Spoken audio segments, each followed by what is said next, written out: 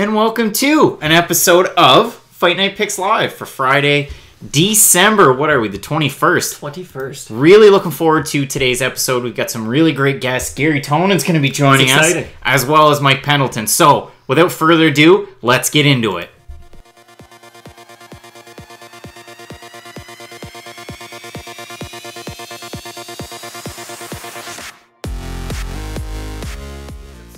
To you by Spretzbox. Head on over to the website spretzbox.com. All you have to do, click to get started. You can either order one of their boxes that has over $100 in value, or maybe you're interested in a single item like these great socks. So click on them, add them to your cart, head on over to the checkout, and then all you have to do is enter in the promo code FNP as follows here. You'll save 10% off your first box or your complete first order. That's spretzbox.com.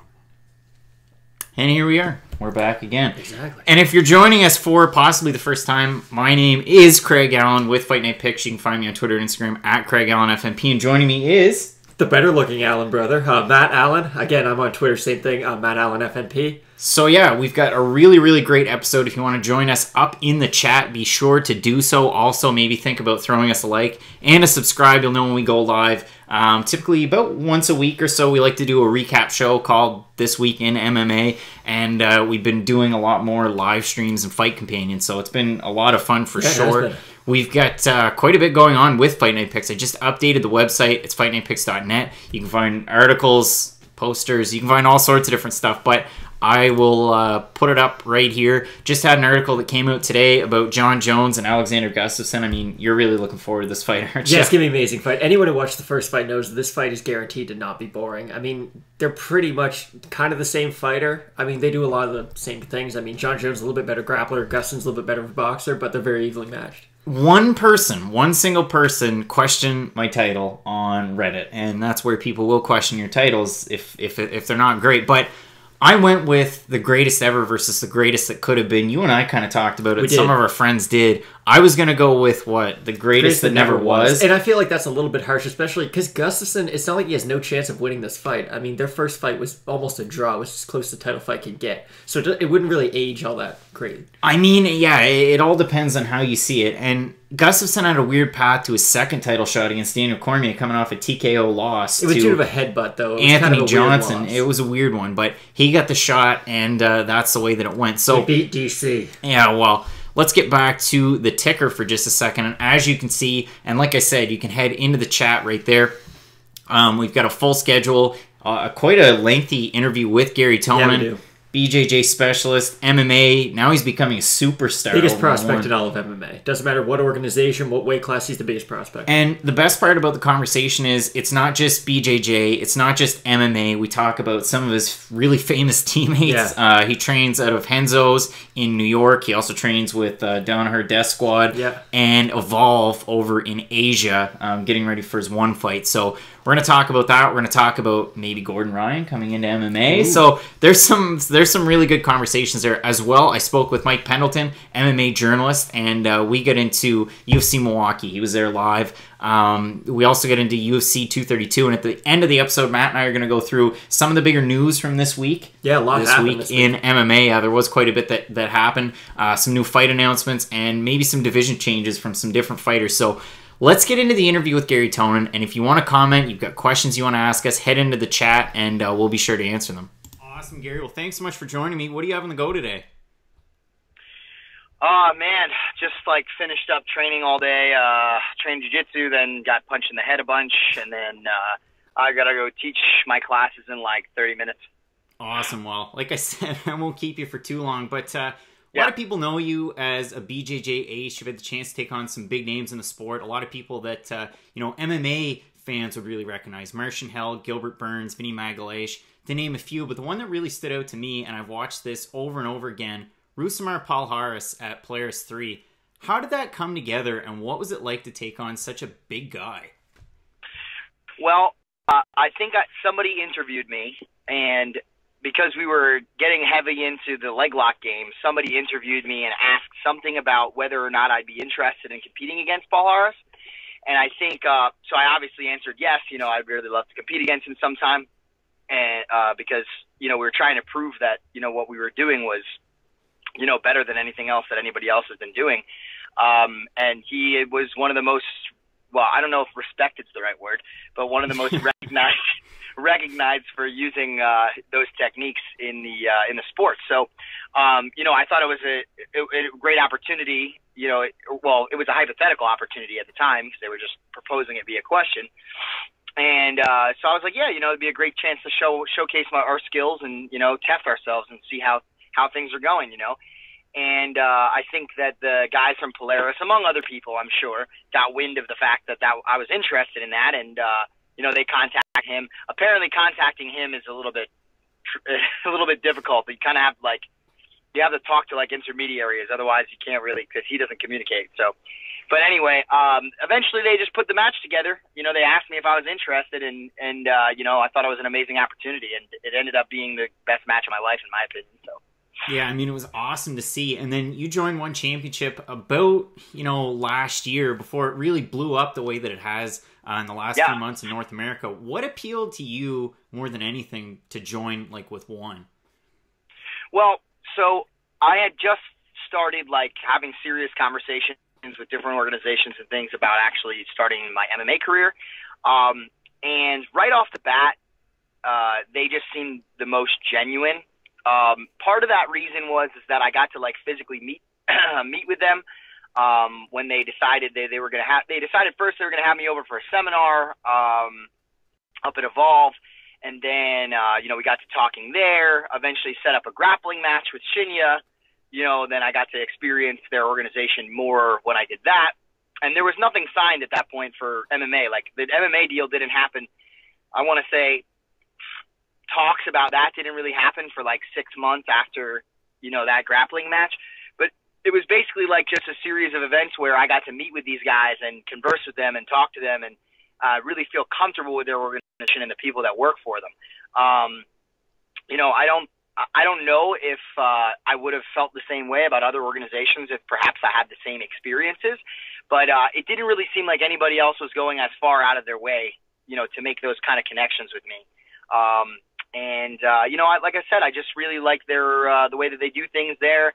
I like the people. I feel like they're really about more than just trying to scratch together money. I think, of course, that's always a big part of a business. Is being able to make money for sure. But at the same time, I do feel as though there's genuine interest in taking care of the fighters that they have.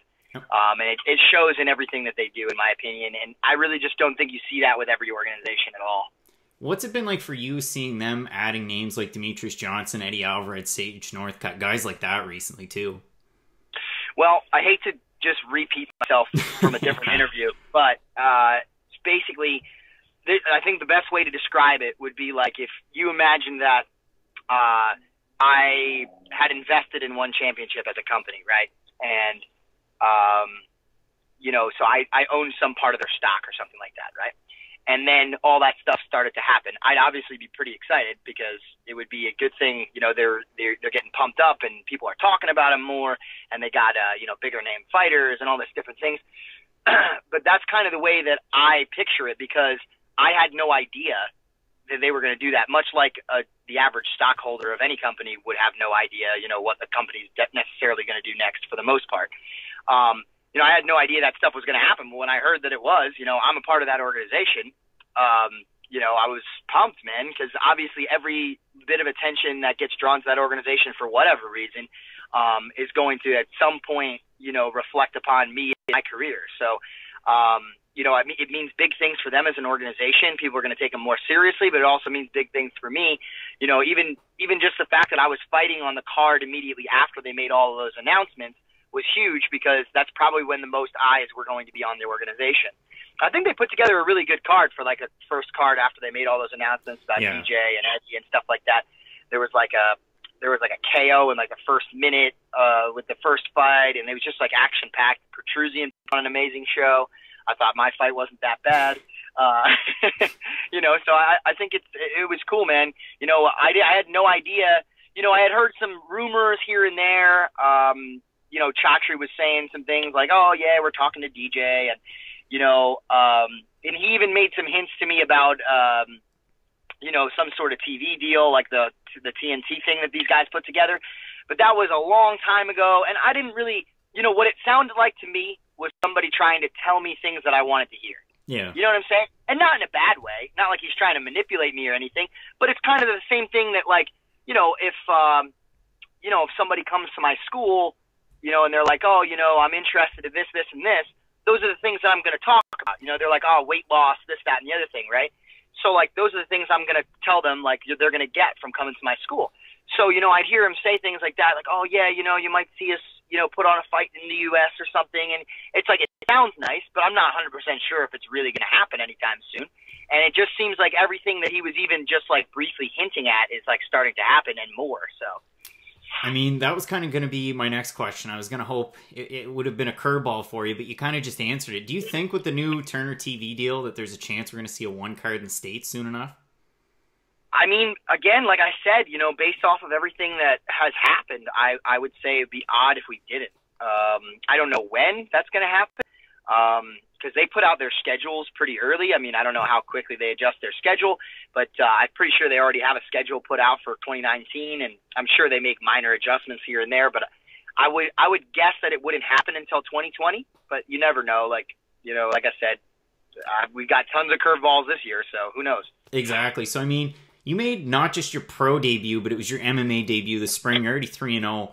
What was the transition like for you going from strictly training, like no gi, BJJ, and then having to worry about multiple different disciplines at the same time? Oh, it was pretty insane, man. I mean, I basically, I try to put it to people pretty plainly that I just really didn't have any striking experience whatsoever leading into starting MMA. So it was just completely different. It's different than from going gi to no gi or, practicing some judo or practicing some wrestling. Like, yeah, those are different sports, but they're all grappling oriented, right? Yeah. So I don't have to worry about getting punched in the head and stuff like that. There's so much more to learn and so much more danger involved. You can train grappling pretty much 100% and you don't really have to worry about, anything too serious happening as long as you know how to tap, right? Yeah. So that's been kind of the hardest part. It's like just trying to figure out how to train the right way to make a lot of progress in a short period of time. Because I went from signing a contract to fighting in like 3 months.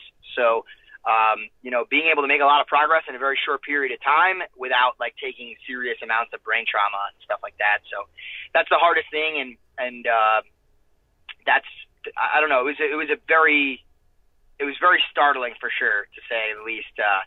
Jumping right into the whole mixed martial arts world, right from grappling. Like your last fight, Sung Jung Lee, it was about a month ago. It was in November. And the thing that really stood out to me, your striking looked really fluid. You were switching stances. You were going body, head, like you were throwing a lot of different things at him. You were able to get the finish too. Could you kind of touch on maybe some of the training partners you've worked with, maybe some of the coaching staff that you put in place to try and train for a fight like that? Yeah, so the main coaching that I get is pretty much done by John Danaher. Like, even the striking aspects, I think that a lot of people take for granted, like his understanding of mixed martial arts.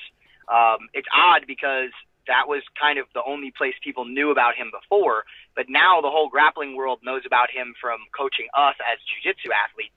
So I think people actually ironically attribute a lot of what he does more to like jiu-jitsu than they do to mixed martial arts. But he really got his start in high-level coaching mixed martial artists. He was coaching George St. Pierre and Chris Weidman and Roy McDonald, and all these other guys would come to him for help with mixed martial arts, and not just grappling specific information. I mean, he gave them a lot of good stuff. So he was never able to work with any of those guys every day like he's working with me.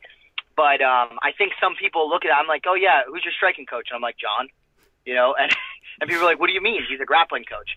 But he understands a lot more of it than people would think. I think what people are going to see is very similar to what they saw in our development in jiu-jitsu, in the fact that, like, before we came along and started competing very successfully in jiu-jitsu, many of his athletes, people didn't really know whether or not, people had heard rumors, oh, this guy's really good, he's this, he's that, but nobody really knew because he didn't have any like athletes that specifically he had trained for long periods of time.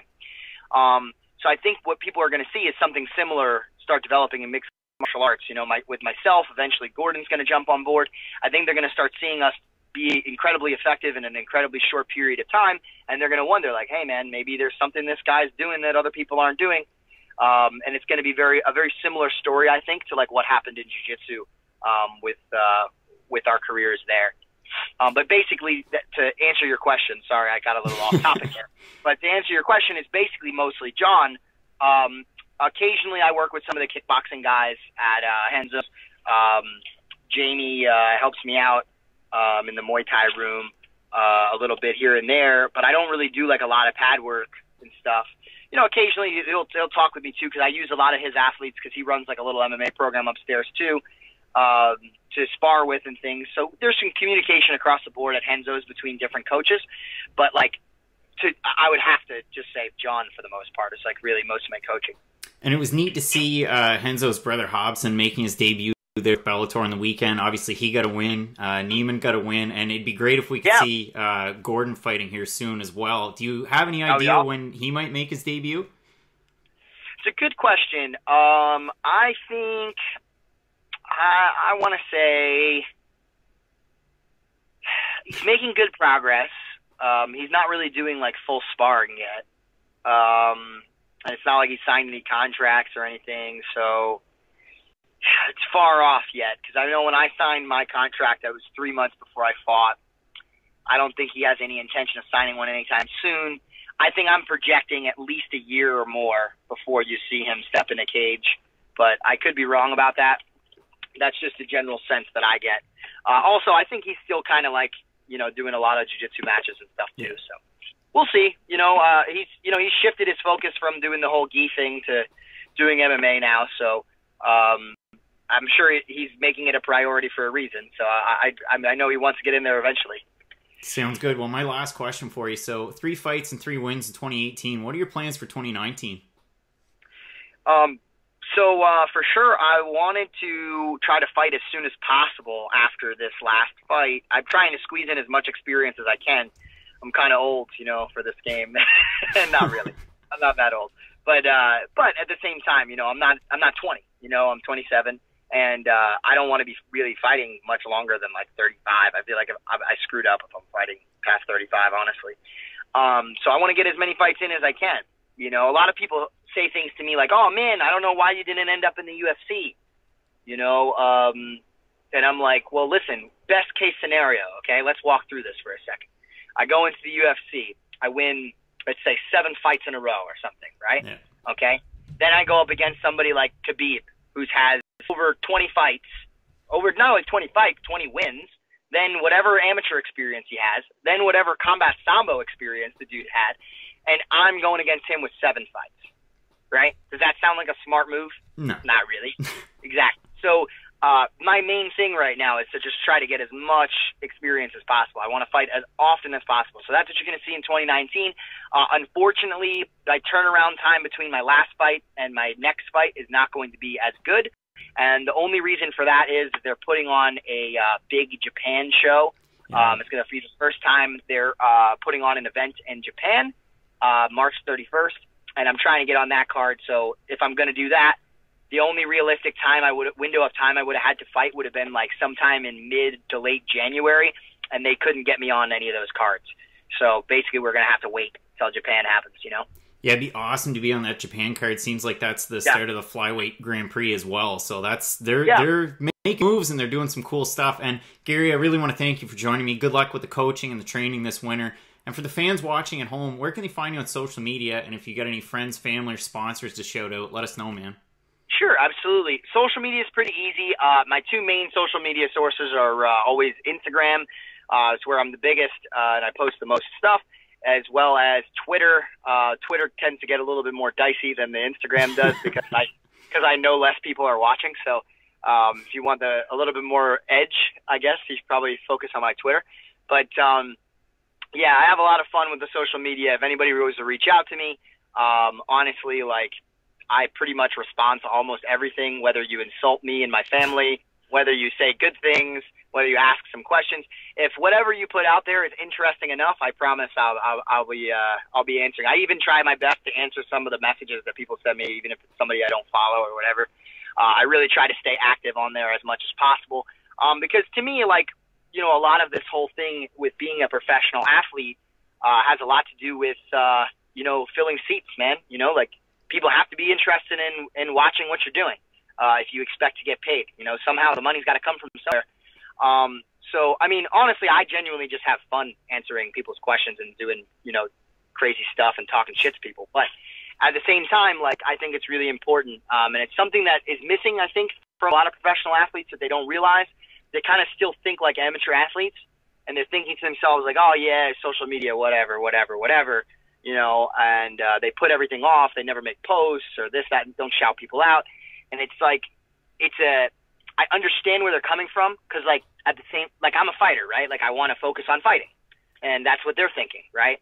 But at the same time, you got to realize it's a little bit more than that, unless you're doing it at an amateur level and you're not getting paid, you know? So I try to do the best I can of stuff. I would say, in terms of sponsors, I'm working with Muscle Farm, the supplement company, Studio 540, which is a beautiful gym out in San Diego, or I think it's like as close to San Diego. I don't know exactly the location. Working with Chimera Coffee, just did a bunch of stuff for the holidays with those guys. It was a lot of fun. We went down to the Dominican Republic. They have like they took us around like the coffee farm and everything, and showed how everything works. It's crazy. I don't know. I'm like addicted to caffeine, so that was huge for me. Also, the women in the DR aren't too bad looking. Yeah. So, and then Armbar Soap Company, and I feel like I'm missing something. I don't know. There's probably something out there that I'm missing that I'm going to yell that for by my own apparel company, Cash Chicks Championships, I guess. You know, we're going to try to put out some more stuff. We're pretty much selling out of everything, but, you know, I'm going to keep, it's a little side project for me. So if anybody's interested in popping over and checking out some of the stuff that we got, we're going to keep on pushing stuff out. So it should be fun. So we've got a lot to unpack. Appreciate it, Ty. I think it was a pretty decent interview. Gary definitely likes to talk, and I appreciate that. Yeah. That's the best part of doing an interview like that. There. It's the caffeine, the Chimera coffee. Exactly. So I got a couple of questions for you. We're going to try and unpack a little bit. So Gordon Ryan was who he was referencing. You've got Gordon Ryan, you've got Nikki, and both of those guys, super jiu-jitsu guys. Oh, yeah, they're phenomenal. World class. I mean, Nikki's what, 17? He's younger than I am, so yeah, he's like I think he's 17, and Gordon Ryan, you know, he's a lot closer to his MMA debut. He's been doing a lot of no-gi stuff. I saw... Combat jiu-jitsu, too. Combat jiu-jitsu. It might have been last weekend that he was at a meeting, a match, a tournament. Yeah. But either way, it'll be good to see him possibly joining a promotion in the near future, whether it's one, UFC. I mean, I know this is one of the topics we were going to cover later on, but the UFC signing Deron Winn, that's huge. I mean, he's a guy with a wrestling base, and I sent out not long ago a clip of him at Bellator 199 getting the first-round knockout, but all 4 of his fights before Tom Lawler were first-round finishes, so the sky's the limit for a guy like that. Bellator screwed up by just giving him a one-fight deal. It's good to see that someone kind of benefited from the whole Golden Boy MMA promotion. He's really the only one who benefited, but no, really good for him. They call him Mini DC for a reason. So it'll be really fun to see him in the UFC. And it's good to see him dropping down to 185, too. Yeah, exactly. A guy that's like 5'9". And you could tell at 205 he was kind of carried around extra weight. Not to say he was out of shape by any means, but you could tell like he can definitely get into better shape. So 185 should be a good move for him. 100%. So, like I said, good interview with Gary. The other thing that I wanted to get into is one championship going to the U.S. So they signed a deal with Turner Sports. They're going to be on Bleacher Report Live. It's been a talking point on our dialogue shows during the week, but... moving forward, A, do you see one going to the United States anytime soon? And if so, what would be a possible location for them? I'm trying to think, because like when Pride went to the US, they always went to Vegas. Vegas is kind of where all the money is, so you would assume that that's probably where they'd go. But Vegas is also kind of where the UFC is king, so you're probably not going to get a venue there that easily. You could do Mandalay Bay, you could do one of the casinos. You definitely could, but those venues aren't really that big, so would it really be worth coming over to North America just to do a small venue like Mandalay Bay? So if they do, it would probably be kind of... it would definitely be West Coast just because it's a lot closer to Singapore, but Yeah, eventually they probably will. Especially they've signed a lot more North American talent recently. Eddie Alvarez is going to sell tickets in the U.S., Canada, no matter what. So one thing about going to the U.S., I don't know how soon it's going to be. I want it to be 2019. I don't think it's going to be 2019. It takes time. A lot of people are quick to point out on social media the whole way that they consider the weight. You know, they have their weight classes are different from North America, so that's going to be a problem. The hydration testing and all that, that's going to be a problem. And what athletic commissioner are they going to work with? Because it's going to be definitely different in some of the Asian markets that they're in. Especially even Tokyo is going to be weird when they go to Japan. And that's another point that I have. So one championship going to Tokyo this spring. They're going to start their flyweight Grand Prix. Demetrius Johnson, Eddie Alvarez are on the card. It's going to be good. Angel Lee's on the card. I mean, it's a stacked card. And it's a shame because Shinya Aoki's on there, but he's not fighting Eddie Alvarez, and that's what I wanted. But this is the one thing that I was surprised by. So the poster came out yesterday, today. Eddie Alvarez and Demetrius Johnson, why aren't they on the poster? And I saw that too, and it makes no sense, especially these are the guys you paid all this money for. These are the guys you've really marketed pretty heavily because, again, they're going to draw most of the North American crowd. But I don't know if they just... I don't really know. There's not a good explanation for it, to be honest. I was trying to think of something, but... I thought maybe you had the inside track, but... I didn't. It just, like you said, it is really odd that you would put your two biggest stars on that poster. Unless... No, I got nothing. Yeah, I really don't know. I mean, they marketed a lot of talent on the poster. I believe there's 6 different fighters on there, maybe even more. For sure put 8, though. But they have, Demetrius Johnson, I guess I got to go this way, Johnson and Eddie Alvarez on the 2 opposing sides, and it's just their names, so interesting stuff there. Super fight. They fight each other. Yeah, you never know. But moving forward, I had a great conversation last night with Mike Pendleton, so we'll get into that. We talk UFC 232, we talk UFC Milwaukee. It's a great recap, so let's get into the conversation with Mike Pendleton. Mike, thanks so much for joining me. What do you have in the go this week with no UFC or Bellator this coming weekend? I'm going to be able to relax for the first time in a while. That's especially with the holidays here. It'll be nice to just relax. Yeah, no doubt. I mean, right before the holidays, and then we've got obviously UFC 232 coming up next weekend, next Saturday from Vegas. Before we get too deep into our conversation, a reminder to the fans out there, be sure to check out Mike's work, bjpenn.com, My MMA News, Combat Press, and some recent work I see. I listen to your podcast on the mic. I know I can find it on iTunes. What other platforms is it available on? Right now, just iTunes and Google Play. I got to get with someone smart who can help me get it up on YouTube and other platforms because I'm not the smartest person in the box. If you listen to my podcast, you know that. So, I'd like to get it up on more platforms in 2019. But, I appreciate that plug in like you said, bjpenn.com, my MMA News, and the podcast. 100%, and I'll give you a little tidbit of info before we get right into it. If you're on iTunes, typically other podcatchers will pick it up. I know I was worried about getting onto CastBox, where I was on iTunes previously. I started up a CastBox account. I went on to CastBox and realized it was already there, and there were already people subscribed, so there's a chance that you could already be on there and people can find On the Mic. I really enjoy it. Like I said, I've listened to the past couple of episodes and subscribed within the last few weeks, so it's been really interesting for sure. And I mean, we just said before we came on, last weekend we had the last Fox card before UFC moves to ESPN Plus up here in Canada. We're kind of up in arms. We're not sure what's going to happen with the ESPN Plus deal just yet, but I did see you had a chance on Instagram to go to UFC Milwaukee. How was it? It was fun. It was a lot of fun.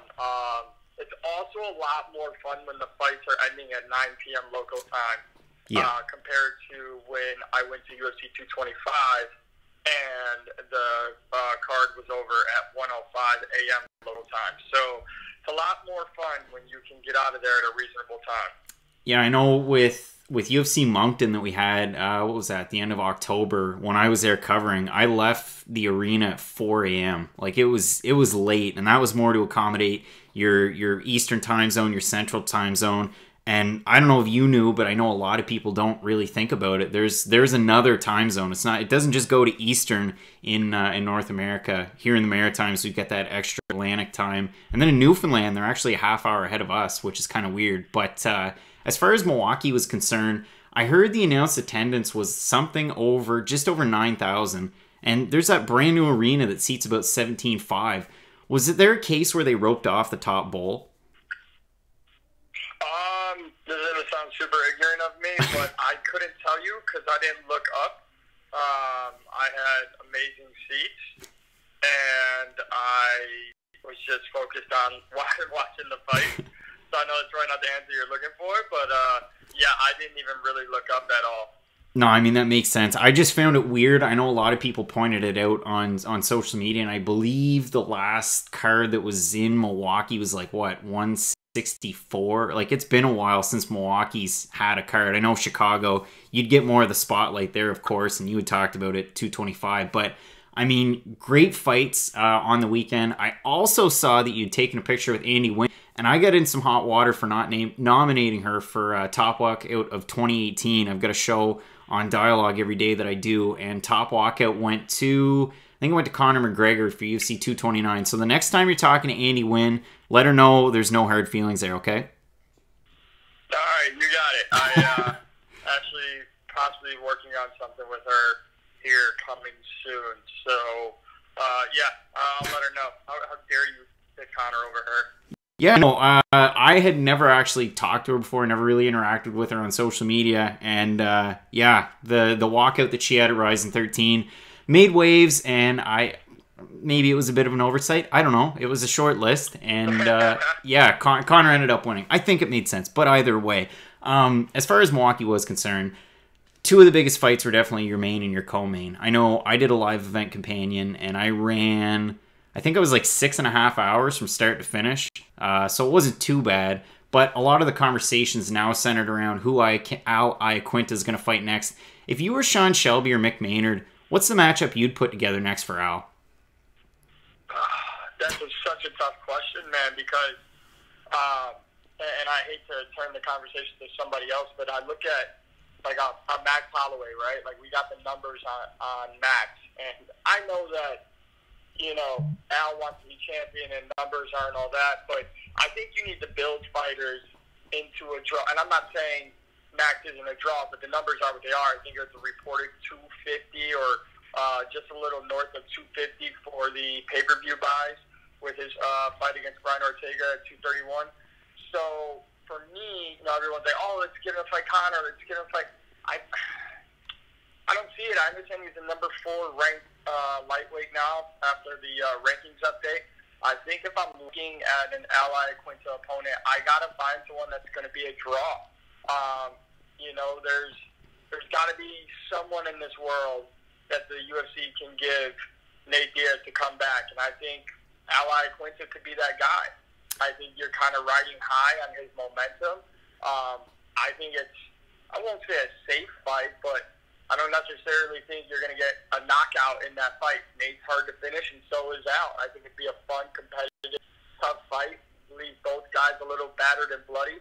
And now I know rankings-wise that's like a step back, but I think that's a fight where you can build up Al Iaquinta against Nate. Now, I don't necessarily know that Nate would want to fight Al, so if he's out of the picture, then I like a Dustin Poirier matchup more than I like a Tony Ferguson matchup. I'm in agreement with Joe Rogan, who says, you know, Tony should have never been stripped his interim title. Yeah. He got hurt helping the UFC. I love Conor. I think Conor McGregor is an amazing fighter. I'm not saying he's the greatest fighter in the world.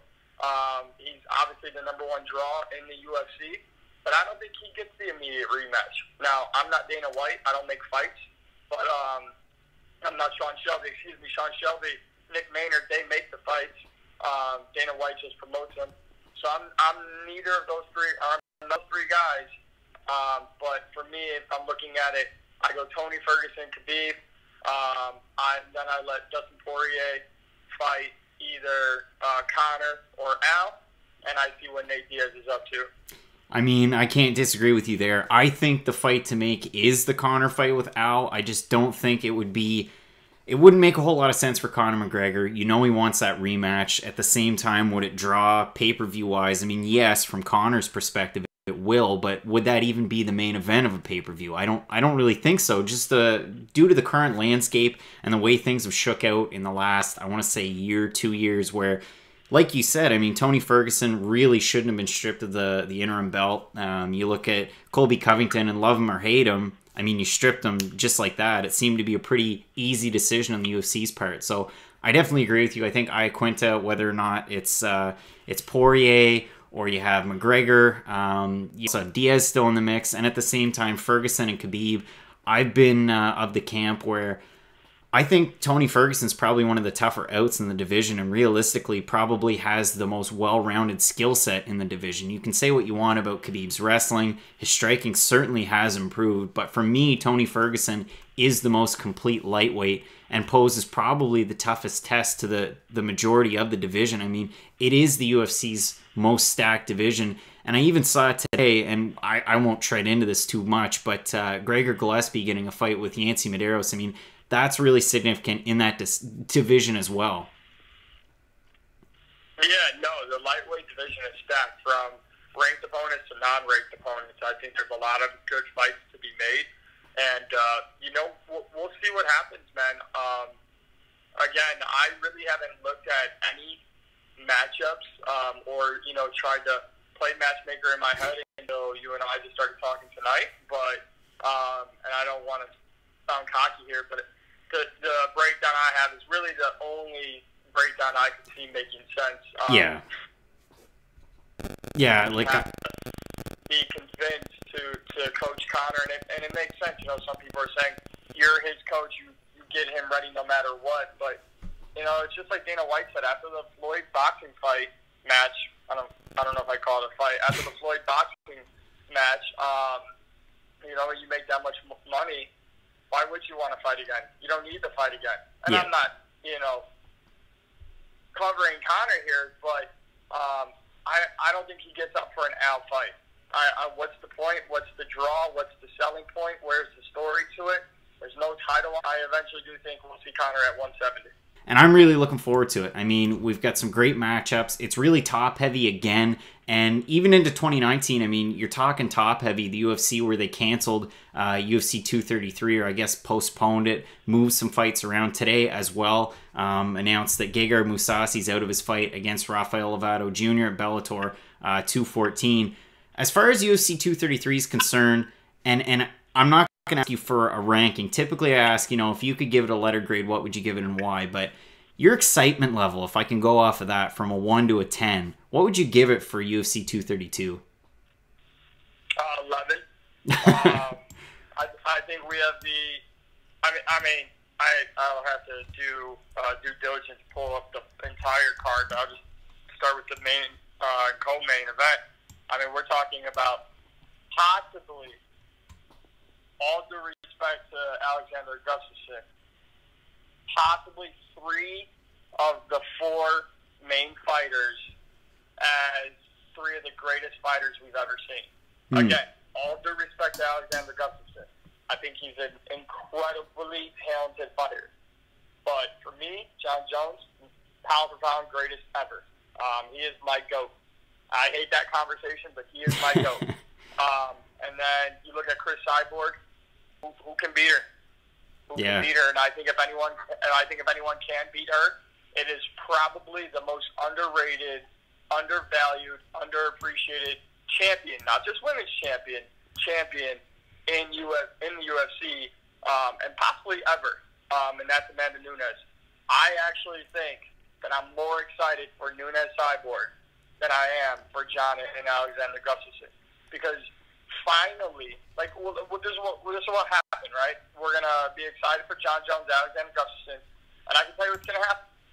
If Gustafsson beats Jones, he goes up a lot. Obviously, his stock goes up. But then you got to figure out, all right, well, who do we put him up against?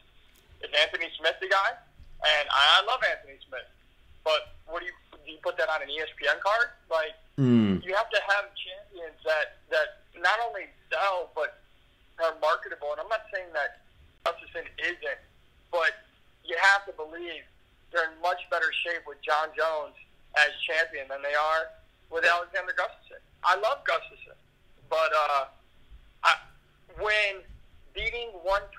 means more to you than winning the belt, I don't necessarily know that I agree with that. You know, and Gustafsson said that on the conference call today. Now, that speaks to the credibility of a fighter that John Jones has. But if Gustafsson beats Jones, which I'm not saying he is going to, but with Amanda Nunes and Chris Cyborg, we get a lot of questions answered. Yeah. Is Chris Cyborg the greatest women's MMA fighter of all time? If she beats Amanda Nunes, likely.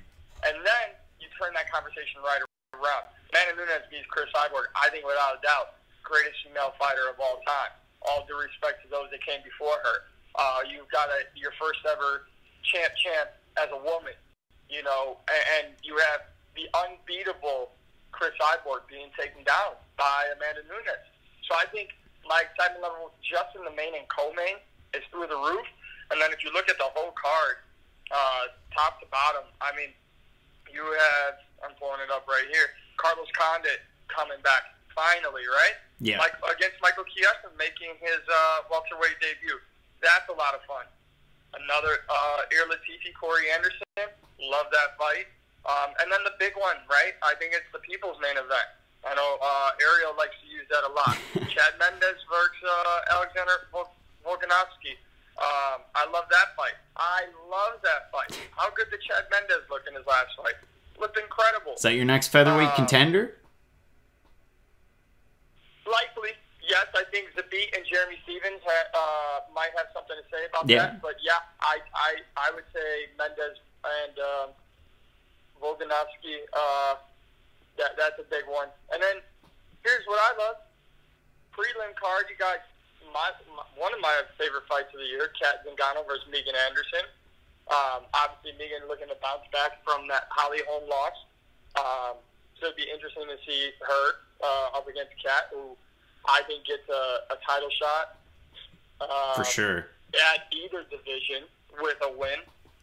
And then that's the prelim. Then you have the Fight Pass prelims. And my favorite fight on the prelims, Brian Kelleher against Montel Jackson. So a lot of great matchups on this card. So that's why my excitement level is over a 10 for this card.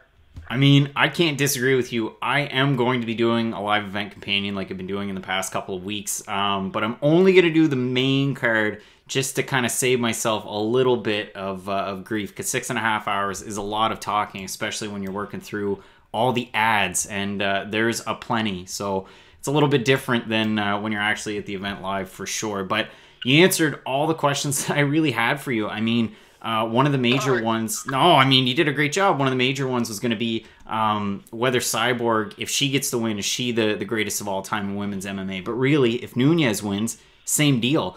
The one question I will have for you, and I don't know if you can break it down, just don't even have to go into a whole lot of detail, but if Amanda Nunes is to beat Chris Cyborg, how does she have to do it? Or how do you think she has to do it?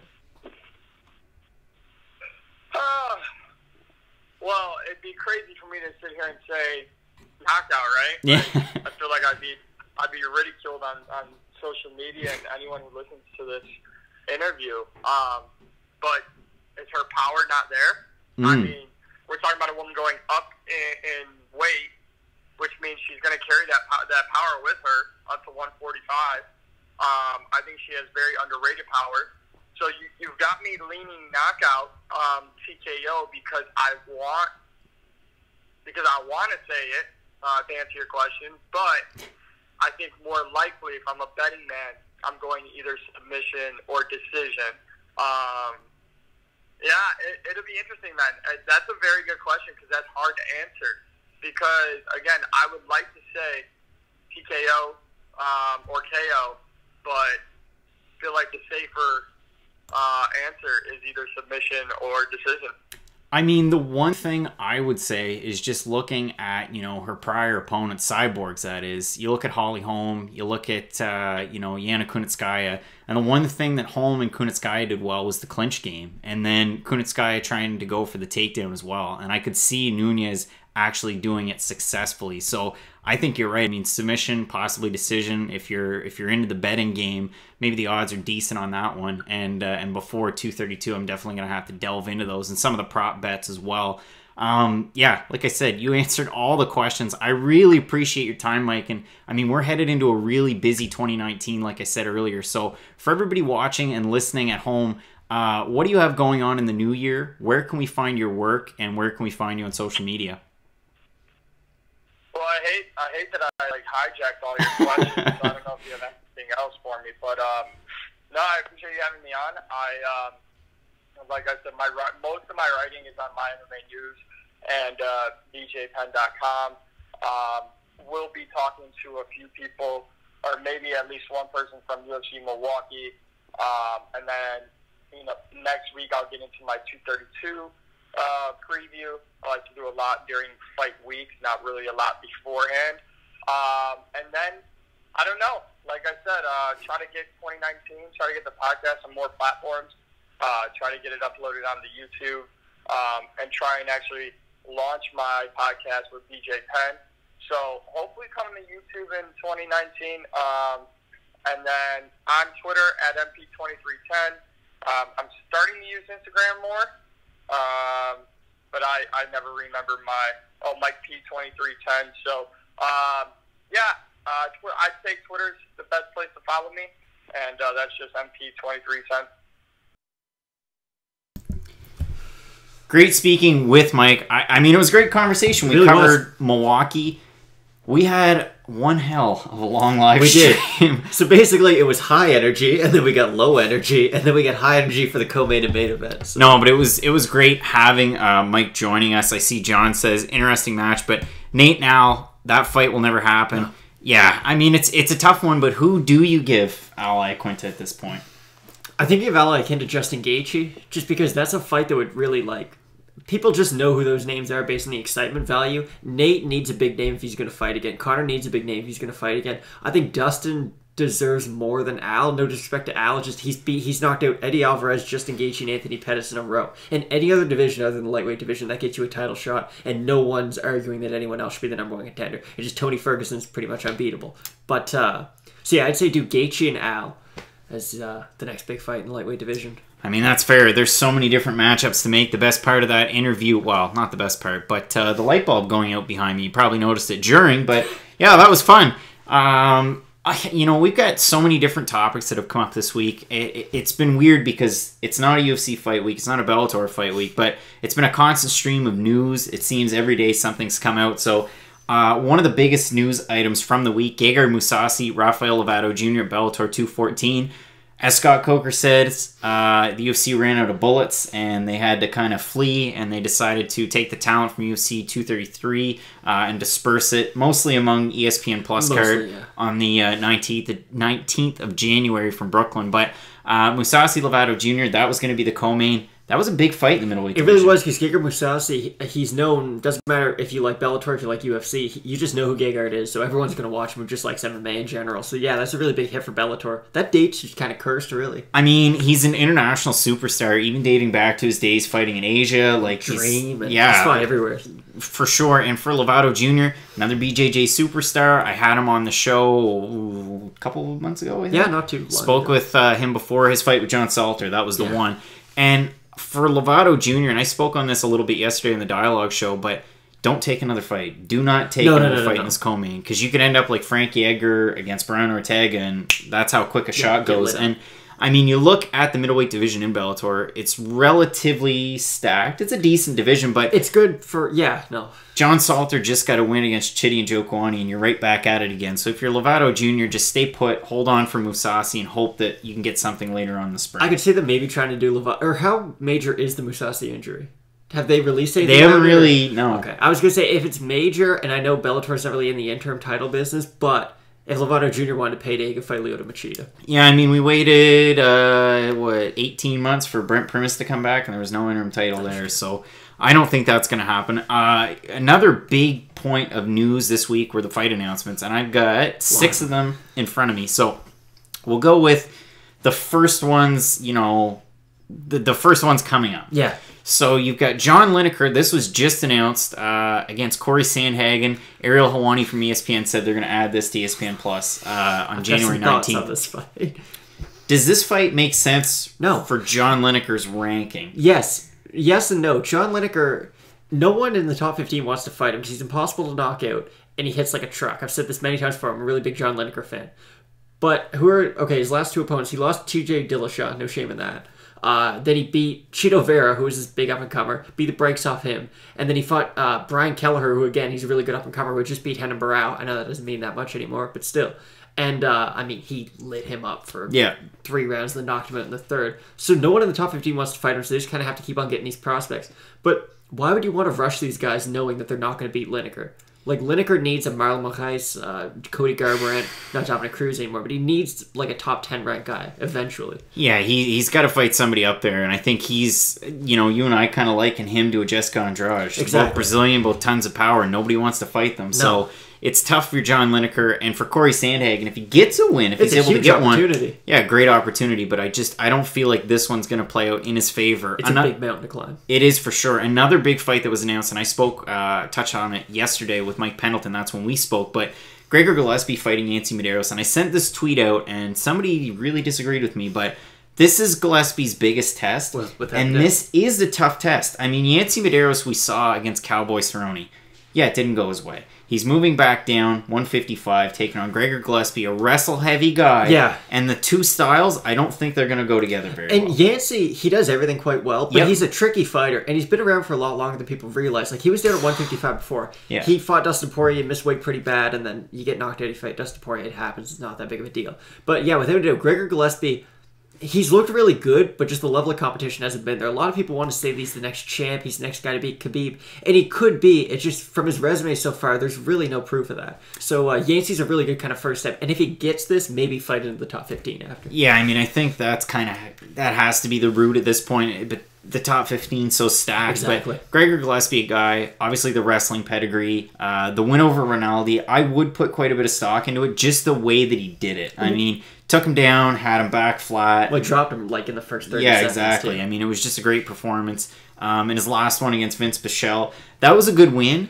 And it was a good win close to home, too, northern New York. But, man, the people didn't show up for that card. No, and they didn't. And that was the problem. Like, Marlon Moraes knocked out Jimmy Rivera in, like, 5 seconds, and no one remembers it. But, yeah, Gregor Gillespie, he's definitely an up-and-coming prospect. The biggest problem with him, though, is he fights once every, 8 months? Yeah, it's inactivity. Exactly. Like, there's a reason why guys, and again, just lightweight division, Dustin Poirier, he fought, like, 4 times in the past 12 months. Like, those are the guys who are going to get a lot of momentum. So, yeah, if he's more active, he's definitely going to get in the top 10 quickly and he keeps on winning. And then one more fight that was added to the ESPN Plus card, and it is, like, I'm just thinking of all these different fights in my mind. It's totally stacked, like, top to bottom. It's going to be great. This fight, too, I mean, while it might not be a top 10, you get Andrea Lee and Ashley Evans-Smith, same card. It's just building these divisions, and I think UFC's finally doing something right. Let's just hope that the pacing's half decent. Exactly. And the thing about this fight that you just brought up, the Andrea Lee, Ashley Evans-Smith, Ashley Evans-Smith was supposed to fight Valentina's sister. Apologize, can't think of it. Antonina, thank you. But she pulled her due to injury. And this fight, like, that's not a very far spacing between, so you got to kind of wonder if she's going to fully recover by then. Yeah, it's a tough one, too. And Lee was supposed to be fighting, at the last event? Clark, last week. Yeah, in Milwaukee. So it's kind of a tough one there. And we're going to have to see, because you're not going to have a full camp. You're not going to be able to train for a specific opponent. And for some fighters, it doesn't matter. But it's kind of an awkward position for both fighters, without a doubt. 100%. And then the next event that fights were added to that I have on my list, UFC Prague, you have 2 heavy hitters and realistically heavier weights. You've got Thiago Santos taking on Jan Blachowicz. That's a top one in the UFC's light heavyweight rankings. And I know this week it was announced Thiago Santos ranked 7th in the division. I think Blachowicz is 5? 4 or 5, right? 4 or 5. It's a big fight. Really big. But does this really bring out a title contender, or do we have to wait and see? If Thiago wins, I think he gets the title shot over Anthony Smith, just because they fought less than a year ago and Thiago stopped him. And I know Anthony Smith, it's a different weight class and both guys are a lot different now, but I just feel like that would kind of propel him a little bit further. Maybe they have a rematch that could really kind of show you who the true number 1 contender is. But if Jan wins, I mean, he's come up. He beat Jimmy Manuwa, huge win. He beat Nikita Krylov coming back to the UFC. And Nikita didn't look good. That was a huge win. Exactly. Nikita did look great in that fight, and a lot of people thought, oh, well, he got cut from the UFC, or he didn't re-sign with the UFC for a reason. No, he's an amazing fighter, just Jan Blachowicz is that good. In his time off, he was great. Exactly. He was stopping everyone. None of his fights have ever gone to decision, if I'm not wrong. No, they hadn't. Stopped or stopped everyone he's ever fought. But no, this is a really fun fight. It's definitely Thiago Santos is like the light heavyweight version of Cowboy Cerrone. He fights every other weekend, it seems. I mean, I was high on Nikita Krylov for the longest time, Yeah. especially when he was fighting with Fight Nights Global. And you looked at his record when he left the UFC and then even coming back. I mean, it was amazing. And you talk about the fact never been to a decision, and it was either get stopped or stop. Which is awesome. Yeah, it's awesome. And that fight against Blachowicz, he definitely didn't look good. Now, another fight that's been added to the prog card, Stefan Struve taking on Marcos Rogerio de Lima. This is a tough one because de Lima, if he didn't win his last fight against Adam Viksarek, most likely cut. Stefan Struve has been in the UFC for the longest 1,000 time. years. And he's been working at Hard Knocks. And one of the things that was pointed out to me, he trains at Hard Knocks. Okay, great. But, you know, I had Steve Mowry on the show. I've had different fighters from Hard Knocks. I don't see a lot of Stefan Struve on Instagram stories. And those, him, Mowry, Vassell, Chandler, Storley, like they all, Luque, Gilbert Burns. they always post on Instagram what they're doing at the gym. And you would think Stefan Struve's pretty easy to spot in a crowd, Yeah, but it really Steve is. Mowry's the tallest guy in all those groups. And I haven't seen Luke Stefan Rockhold. Struve hardly there ever. I mean, I understand cross-training. Maybe he's at a different gym at a different time, whatever. But this is a tough fight for Stefan Struve. Marcos Rogerio de Lima hits hard. He does, and he throws really good leg kicks, and against any tall, kind of thin guy, leg kicks are always going to be a really good weapon. Struve, the problem is, he either looks amazing or he looks terrible. There's no in-between. There's no okay Stefan Struve. He's either, like when he knocked out, and I know this was years and years ago, when he knocked out Miocic, it looked amazing. When he fought Volkov, I know he lost to Volkov, but actually in the first 2 rounds, he looked really good. I was fighting the night for a reason. But he doesn't know how to use a jab, and it's the most frustrating thing is Or his kicks. Or his kicks. Like, Daniel Cormier had said during the 223 pay-per-view when Brian Ortega knocked out Frankie Edgar, he had said, we saw a 7-foot-tall guy who couldn't use a jab earlier on tonight, and Brian Ortega just threw 3 jabs in a row. It's one of those things, if you're 7 feet tall, no one can hit you in the head, if you can kind of keep them at bay. And Stefan Struve's never learned how to do that. So it's definitely a hard fight. And coming off 3 losses in a row, you kind of got to wonder what's next if he loses. If he's at Hard Knocks and he's really training his ass off, and he's working with a guy like Steve Mowry who's 6'8", and he's working with Linton Vassell, 2 really, really, like, and Volkan Oezdemir too. Yeah. And I know Oezdemir's been... Rockhold. Luke Rockhold too, who's a guy I don't see there all that often, but still, he's been involved with the team. Yeah, Vassell and Mowry seem to be there every single day training. guys, And I want to see Mowry fight again in Bellator too, because his last fight was just a quick first round finish by Americana. But one more fight announcement, and then we've got a couple more news stories.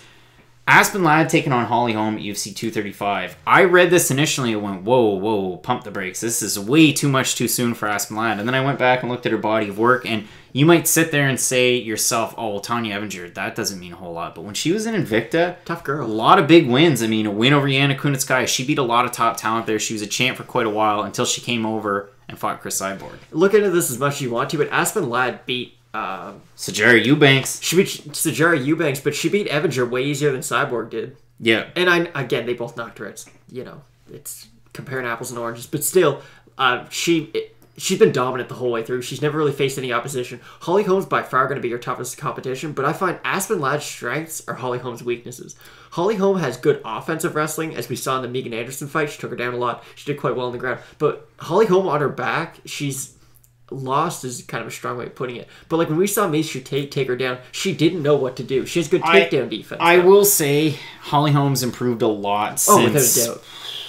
Her record from Durand to me, from Durand to me past, all good. I mean, when she fought Cyborg, she fought a good fight. She went into the clinch. She tried for the takedowns. That was smart. That's the only way you're going to beat Cyborg. That's why when I was talking to Mike, I thought, you know what, that's got to be it. It's going to be a decision or submission win for Nunez. And yes, I understand how good Chris Cyborg's ground game is. I get it. Her wrestling coach is Tito Ortiz, and she works with him. So and Don Madge too. Don Madge is part of the camp. So Ruka has amazing fighters. They do. Rafael dos Anjos. If we're moving forward, we're looking at Holly Holm against Megan Anderson. Takedowns, the top game.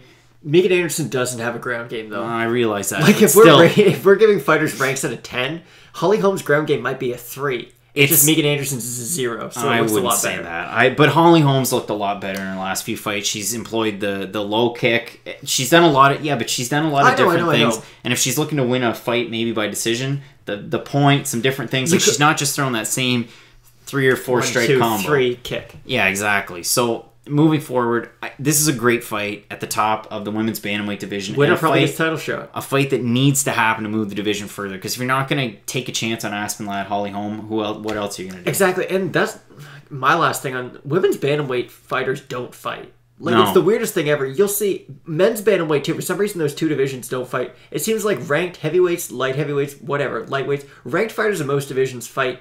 Maybe not on every card, but still, you see a lot of ranked fighters fight. Women's ranked, they never fight. It's really odd. So it's kind of good to finally see some movement at the top of the division. One of the questions we have off topic, but any thoughts on late news that Case's counsel is using the Son of Sam law against Connor's post UFC 223 profits per TMZ, or the case in general?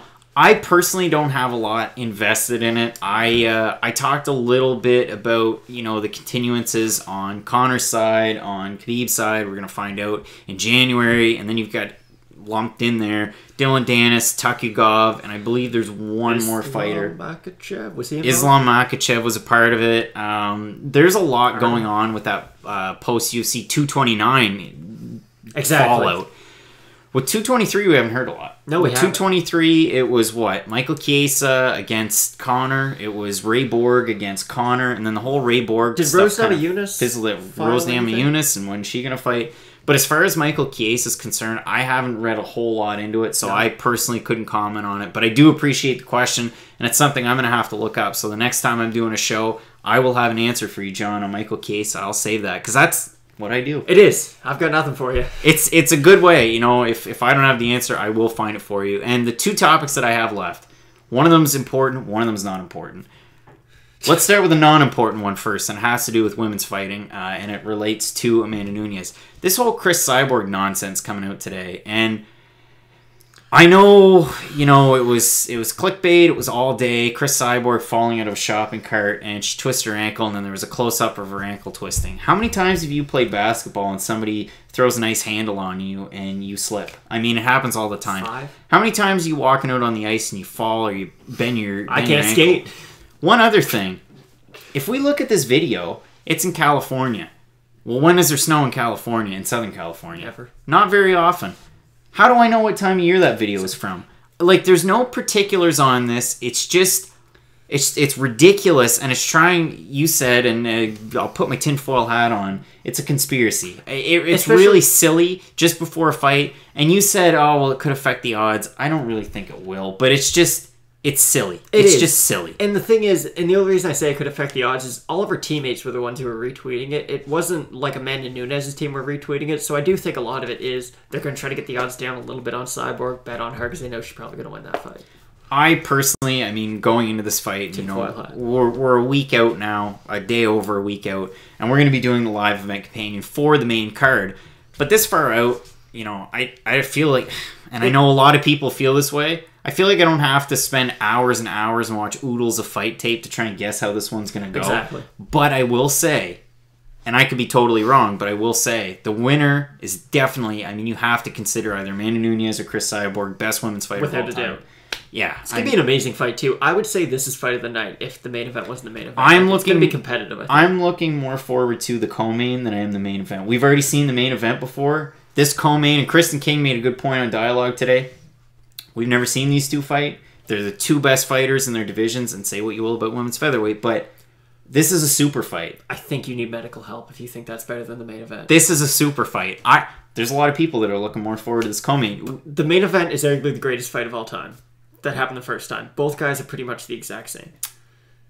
John can't do blow and have steroids in his system, though, anymore. That's the only difference. Just have to see what happens. And the last topic that I have, and it is a point of contention based on the fact that we talked about Thiago Santos Blakovic, Anthony Smith, your main event for 232. Exactly. Luke Rockhold, according to his conversation with Submission Radio, and they are very fortunate. They get him on there fairly They regularly. do. But Those Australians know what's up. Luke Rockhold moving up to light heavyweight, and what does that do for the division? Well, automatically you have another top 5 contender. Oh, without a doubt. Top 10 at the minimum. If he can stay healthy.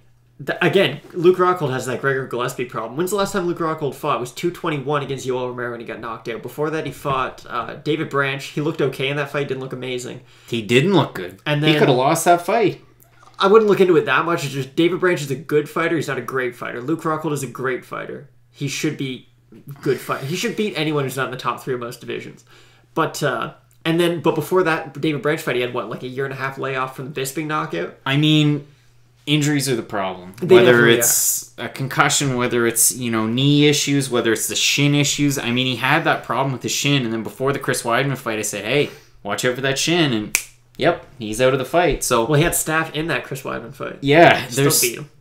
Luke Rockhold. The fight they were supposed to have. Oh, sorry, at 199. Sorry. 230. But yeah, I mean, Luke Rockhold, as long as he can stay healthy, he's, you talk about ageism, and it's not. I mean, at this point in his career, the window is really starting to close on whether it's middleweight or light heavyweight. I mean, you definitely still have to be top tier. Injuries can't be an issue. We haven't seen it with Daniel Cormier. That's why he's been able to push so long. It's the same as the fighters in the heavyweight division. There's a longer window there, but middleweight, light heavyweight, I know there are a lot of fighters who have done it, but at the same time, he's got to get something done, and it's got to be soon. Exactly. Luke Rockhold, I don't know.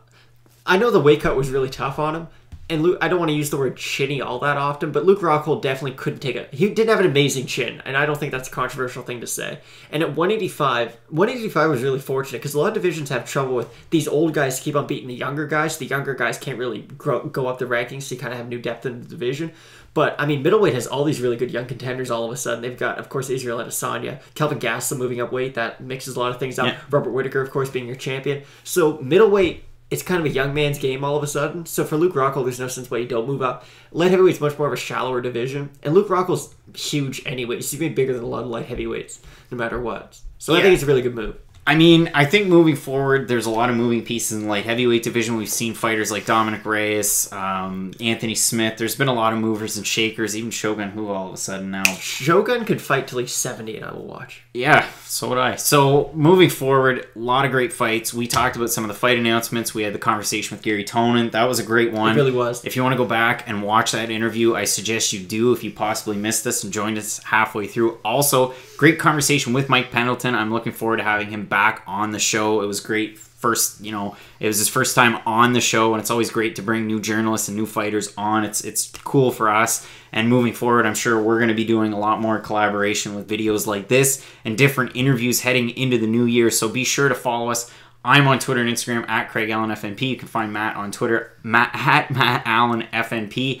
Like you can see next to me, you can find new articles and new content at FightNightPicks.net. Also, the fact that this whole show right here is going to be found back as a podcast. So I haven't turned them into podcasts in a while, but you're going to be able to find that on iTunes, Stitcher, CastBox. You found this new, but various other podcatchers that you might listen to. That's what they're referred to as podcatchers. So we're really looking forward to next week, UFC 232. It's going to be an amazing card. We're going to be doing the live event companion for just the main card. So join us for that. I probably won't have my holiday sweater on. It's going to be after Christmas but and I will after have Boxing one on. Day. Maybe you will. For fun. We're really looking forward to it. So hopefully you can join us again next Saturday. And thanks so much for everybody that joined in. Yeah, thank you very much.